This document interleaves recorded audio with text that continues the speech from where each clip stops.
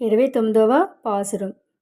ஆண்டாள் திருவடிகளே சரணம். சித்தம் சிறுகாலே வந்துன்னை சேவித்து உன் பொத்தாமரையடியே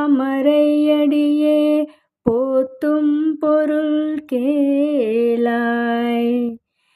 பெத்தெம்மை துண்ணும் குலத்தில் பிறந்து நீ குத்தேவல் எங்களை கொல்லாமல் போகாது. இத்தை பறை கொள்வா நன்றுகான் கோவிந்தா. எத்தைக்கும் ஏழேழு பிறவிக்கும் உந்தன்னோடு ஒத்தோமே யாவோம் உனக்கே நாமால் செய்வோம். மத்தை நம் காமங்கள் மாத்து ஏலோரெம்பாவாய்.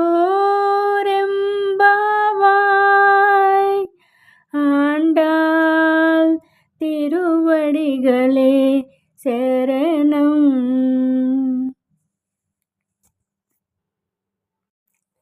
ఓ స్వామి శ్రీకృష్ణ, నీ పాదార వింద దాసులమగు మేము మిక్కిలి వేకువనే లేచి నీ సన్నిధికి వచ్చి నిన్ను దర్శించి నీ సుందర తిరువడులకు మంగళాశాసనము చేయుటే మాకు పరమావధి.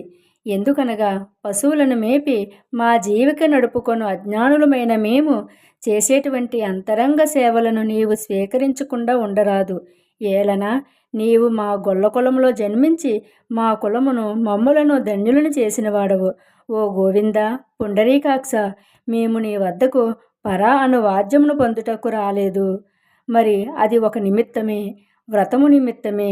మేము 7 జన్మల వరకును మరియు ఈ కాలతత్వముండు వరకును నీకు అనవార్య శేషభూతులమై నీ తోడ చేరి నీ దాస్యమును చేయుచుండు వారము కామ. నీ దాస్యమును చేయుచుండు వారము కామ. మా యందు ఇతరములై ఆపేక్షలేవైనా ఉన్నచో వానిని తొలగించి మమ్ము కృపజూడుము స్వామి. సదా నీ సేవలను మా కొసకమను అని ఈ యొక్క వ్రతఫలమును ఆండాళ్ తల్లి వివరించినట్లుగా ఈ యొక్క పాసురంలోని భావము.